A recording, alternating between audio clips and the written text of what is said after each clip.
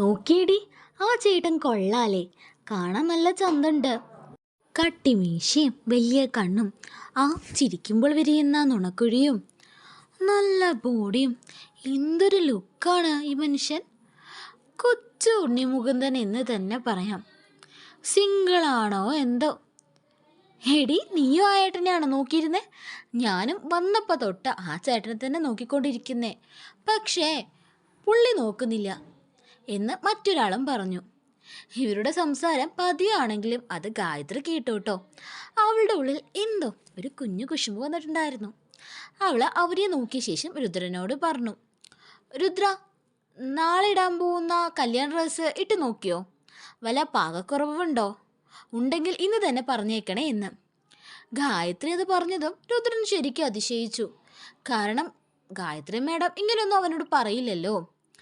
പക്ഷെ അവനറിയില്ലല്ലോ ഗായത്രി പറഞ്ഞത് ആ പെൺകുട്ടികളെ കേൾക്കാൻ വേണ്ടിയിട്ടാണെന്ന്. ഏകദേശം എല്ലാ പെൺകുട്ടികളും ചെയ്യുന്ന കാര്യം തന്നെയാണ് ഗായത്രിയും ചെയ്തത്. സ്വന്തം ചെക്കനെ വേറെ ആരെങ്കിലും നോക്കിയാൽ അവന് സ്വന്തമായിട്ട് ഞാനിവിടെ ജീവിച്ചിരിപ്പുണ്ടെന്ന് തെളിയിക്കാനായിട്ട് ഓരോന്നും പറയില്ലേ, അവൻ തൻ്റേത് മാത്രമാണെന്ന് തെളിയിക്കാൻ വേണ്ടിയിട്ട്. അത് തന്നെയാണ് ഗായത്രിയും ചെയ്തത്. അത് കേട്ടതും രുദ്രൻ പറഞ്ഞു, ഇല്ല മേഡം, ഞാൻ ഇട്ട് നോക്കിയിട്ട് ആ ഡ്രസ്സ് ഓക്കെയാണ്, വലിയ മാറ്റത്തിൻ്റെ ആവശ്യമൊന്നും ഇല്ല എന്ന്. മോന് എന്തെങ്കിലും ഫേഷ്യൽ മറ്റോ ചെയ്യണോ? കല്യാണമ്മ അപ്പോൾ അവനോട് ചോദിച്ചു. ഹേ വേണ്ടമ്മ, എനിക്കിതിനോടൊന്നും താല്പര്യമില്ല, അവൻ പറഞ്ഞു. ചേടാ, എന്നാലും കല്യാണ ചെറുക്കനല്ലേ, അപ്പോൾ ചെറുതായിട്ടെങ്കിലും ഒരുങ്ങണ്ടേ? കല്യാണയമ്മ അത് ചോദിച്ചപ്പോൾ അവനൊന്ന് അവനെ നോക്കി ചിരിച്ചു. അപ്പോൾ അത്ര നേരം അവൻ ഇടം കണ്ണിട്ട് നോക്കിക്കൊണ്ടിരുന്ന ആ പെൺകുട്ടികളുടെ മുഖം മങ്ങി. അത് ഗായത്രി കണ്ടു കേട്ടോ. അവൾക്ക് നല്ല സന്തോഷമായി. അതങ്ങനെ ആവുമല്ലോ. ഡി, മേടത്തെ കെട്ടാൻ പോകുന്ന ചെറുക്കനാണിത്. ഷേ, നാണക്കേടായി. നമ്മൾ വെറുതെ വായി നോക്കി. യോഗമില്ല അമ്മിണി എന്നവർ പരസ്പരം പറഞ്ഞു. അതും ഗായത്രി കേൾക്കുന്നുണ്ടായിരുന്നു കേട്ടോ. അവളുടെ ചുണ്ടിൽ ഇത്തിരി ചിരി വിടർന്നു. പക്ഷെ അത് അവൾ ആരും കാണാതിരിക്കാൻ വേണ്ടി ഒളിപ്പിച്ചു. ആ പെൺകുട്ടികളിൽ ഒരാൾ രുദ്രനോട് ചോദിച്ചു, സാറാണോ കല്യാണ ചെക്കൻ? നാളത്തെ ബ്രൈഡൽ മേക്കപ്പിനെ കുറിച്ച് സാറിന് വല്ല ചോയ്സും ഉണ്ടോ? മാഡത്തിന് പ്രത്യേകിച്ച് ചോയ്സ് ഒന്നുമില്ല എന്നാ പറഞ്ഞത്. സാറിനുണ്ടെങ്കിൽ പറയോ? അവർ ചോദിച്ചു. സത്യത്തിൽ അവനോട് അങ്ങോട്ട് പോയി മിണ്ടിയത് ആ ചമ്മല് മറയ്ക്കാനായിരുന്നു കേട്ടോ. അത് കേട്ടപ്പോൾ അവൻ അവിടെയുള്ള കല്യാണിയമ്മയും ചന്ദ്രശേഖരനെയെല്ലാം നോക്കി. അപ്പോൾ കല്യാണിയമ്മ പറഞ്ഞു, മോനെന്തെങ്കിലും അഭിപ്രായം ഉണ്ടെങ്കിൽ പറഞ്ഞോ എന്ന്. അവന് ആഗ്രഹമുണ്ടായിരുന്നു പറയാൻ. അവൻ ഗായത്രിയെ നോക്കി. അപ്പോൾ അവളൊന്നും മിണ്ടിയില്ല. അവളുടെ മുഖഭാവം കണ്ടിട്ട് അവൾക്കും സമ്മതമാണെന്ന് തോന്നി. അവൻ പറഞ്ഞു, ആ മാഡത്തിന് സിമ്പിൾ മേക്കപ്പ് മതി കേട്ടോ, ഒരുപാട് ഒന്നും ഇടണ്ട. മാഡം ഇല്ലെങ്കിലും സുന്ദരിയാണല്ലോ, ഒരുപാട് ക്രീമൊക്കെ ഇട്ടാലേ മാഡത്തിന് നന്നായിട്ടുണ്ടാവില്ല എന്ന്. അവനത് പറഞ്ഞതും ഗായത്രി അവനെ ഒന്ന് നോക്കി. അവൾക്ക് ഇത്തിരി നാണൊക്കെ വരുന്നുണ്ടായിരുന്നു കേട്ടോ. പിന്നെ മാഡത്തിന് ലൈറ്റ് ഷെയ്ഡുള്ള ലിപ്സ്റ്റിക്ക് യൂസ് ചെയ്താൽ മതി, ഒരുപാട് ഡാർക്കൊന്നും വേണ്ട. പിങ്കിഷ് കളേഴ്സിൻ്റെ ഇല്ലേ ഷെയ്ഡ്സ് ഉണ്ടാവില്ലേ, അത് കേട്ടോ. പിന്നെ മാഡത്തിൻ്റെ മുടി എതിർവശത്ത് ചീവിയിട്ട് പഫി സ്റ്റൈലിൽ അറേഞ്ച് ചെയ്താൽ മതി കേട്ടോ. പിന്നെ ബാക്കിലെ മുടി ഫ്രീ ആയിട്ട് വിടണേ. മാഡത്തിന് നല്ല മുടിയുള്ളത് കൊണ്ട് അങ്ങനെ ഇട്ടാലേ ചന്തം ഉണ്ടാവുള്ളൂ, പിന്നെ ഇടണ്ട. പിന്നെ മുല്ലപ്പൂ വെക്കണ്ട, മുല്ലപ്പൂ മാഡത്തിന് തലവേദന ഉണ്ടാക്കും. അതിന് പകരം റോസ് പൂവില്ലേ, അതിന് ചെറുത് കിട്ടൂലേ, അത് കെട്ടിയിട്ട് വെച്ചാൽ മതി. പിന്നെ പിരി നല്ലോണം കറുപ്പിക്കല്ലേ, കാരണം മാഡത്തിന് നല്ല കട്ടിയുള്ള പിരിയുള്ളത് കൊണ്ട് വീണ്ടും എഴുതിയാൽ നന്നായിട്ടുണ്ടാവില്ല. ഐലാഷസ് വെച്ചോ, കുറച്ച് മതി കേട്ടോ.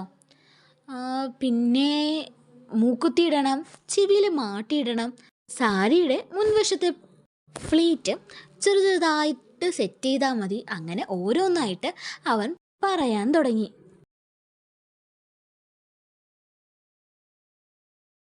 ഇത് കേട്ടപ്പോൾ കല്യാണയമ്മയും ചന്ദ്രശേഖരും ഗായത്രിയെല്ലാം അന്തം വിട്ട് പരസ്പരം നോക്കി. കാരണം ഇത്ര നന്നായിട്ട് അവന് ഗായത്രിയുടെ കാര്യങ്ങൾ അറിയുന്നത് അവർക്ക് അതിശയം സൃഷ്ടിച്ചു. സാധാരണ ആളുകൾക്ക് ഇതിനോടൊന്നും ഇൻട്രസ്റ്റ് ഉണ്ടാവില്ലല്ലോ. രുദ്രൻ അങ്ങനെ ആയിരിക്കും എന്നാണ് ഗായത്രി വിചാരിച്ചത്. പിന്നെ ഇത് കോൺട്രാക്ട് മാരേജ് ഇല്ലേ, അതുകൊണ്ട് പറയേണ്ട കാര്യമില്ലല്ലോ. പക്ഷെ അവളുടെ ധാരണകളെല്ലാം തെറ്റി. അവൾ അവനെ തന്നെ നോക്കിക്കൊണ്ടിരുന്നു. അവനെ ഗായത്രിയുടെ കാര്യങ്ങൾ പറയുമ്പോൾ വല്ലാത്ത സന്തോഷവും ഇഷ്ടമൊക്കെ ഉണ്ടായിരുന്നു കേട്ടോ. അങ്ങനെ ഉണ്ടാവുമല്ലോ, കാരണം അവൻ അവളെ പ്രണയിക്കുന്നില്ലേ. ആ പ്രണയം അവൻ്റെ മുഖത്തിലെ ഭംഗി വർദ്ധിപ്പിച്ചു എന്ന് വേണമെങ്കിലും നമുക്ക് പറയാം. അവൻ പറയുമ്പോഴെല്ലാം ഗായത്രിയെ ഇടം കണ്ണിട്ട് നോക്കുന്നുണ്ടായിരുന്നു കേട്ടോ. അങ്ങനെ അവൻ പറഞ്ഞു തീർന്നു. അപ്പോൾ മേക്കപ്പ് ആർട്ടിസ്റ്റുകളിൽ ഒരാൾ പറഞ്ഞു, മാഡം മാഡം ഒരുപാട് ഭാഗ്യവതിയാണ്, ഈ സാറിനെ പോലൊരാളെ കിട്ടിയില്ലേ എന്ന്. ഞങ്ങൾ സാധാരണ ഒരുപാട് കല്യാണത്തിൽ മേക്കപ്പ് ചെയ്യാൻ പോയിട്ടുണ്ട്. അവിടുത്തെ കല്യാണ ചെക്കന്മാരൊന്നും ഇങ്ങനെ പറയാറില്ല കേട്ടോ. മാഡത്തിന് എന്താ നല്ലത്, ഏതാ വേണ്ടാത്തത് എന്നൊക്കെ മാഡത്തിൻ്റെ ഭാവി വരന് നന്നായി അറിയാം. അത് കേട്ടപ്പോൾ ഗായത്രി അവനെ നോക്കി. അവൻ്റെ കണ്ണിൽ അവളോടുള്ള സ്നേഹം ഒളിഞ്ഞു കിടക്കുന്നുണ്ടോ എന്ന് അവൾക്ക് തോന്നി. അപ്പോഴാണ് അങ്ങോട്ട് ചന്ദ്രശേഖരൻ വന്ന് രുദ്രനോട് പറയുന്നത് ഇന്നിനി ഓഫീസിൽ പോകണ്ട എന്ന്. ആദ്യം അത് അവൻ കേൾക്കാൻ കൂട്ടാക്കിയില്ലെങ്കിലും പിന്നെ കൂട്ടാക്കാൻ നിന്നു. ചന്ദ്രശേഖരൻ സാറ് പറഞ്ഞാൽ പിന്നെ എതിർക്കാൻ പറ്റില്ലല്ലോ. അങ്ങനെ അവൻ അവിടെ തന്നെ ഇരുന്നു. അപ്പോഴാണ് കല്യാണി അമ്മ അവനോട് പറയുന്നത് മോൻ്റെ റൂമിൽ നിന്ന് ഒരുപാട് കാസറ്റുകൾ കിട്ടിയല്ലോ എന്ന്. അത് ആവശ്യമുള്ളതാണോ എന്നൊക്കെ അവനോട് ചോദിച്ചു. അപ്പോൾ അവൻ പറഞ്ഞു, ആ ഞാൻ പണ്ട് പാടുമായിരുന്നു അമ്മ, അപ്പോൾ പാട്ട് കേട്ട് പഠിക്കാൻ വേണ്ടി വാങ്ങിയതാണെന്ന്. അത് കേട്ടതും ചന്ദ്രശേഖരൻ സാർ അവനോട് ചോദിച്ചു, എന്നാ മോനൊരു പാട്ട് പാടുമോ എന്ന്. അത് കേട്ടതും അവനൊന്ന് ഗായത്രിയെ നോക്കി. സാർ അത് വേണോ, അവൻ മടിയോടെ ചോദിച്ചു. അതെന്താടോ വേണോ എന്നൊരു ചോദ്യം? വേണം, ചന്ദ്രശേഖരൻ സാർ ഒന്നും കൂടി പറഞ്ഞു. അപ്പോൾ അവൻ ഗായത്രി ഒന്ന് നോക്കിയ ശേഷം പാടാൻ തുടങ്ങി.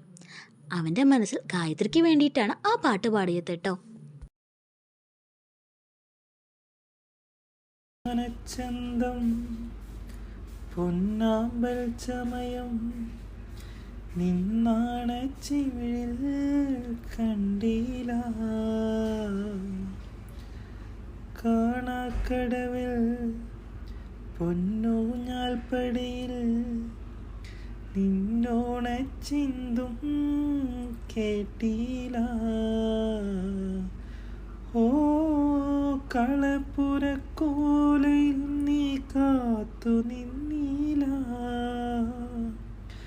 മരക്കുടക്കോണിൽ മെല്ലെ മെയ്യൊളിച്ചീല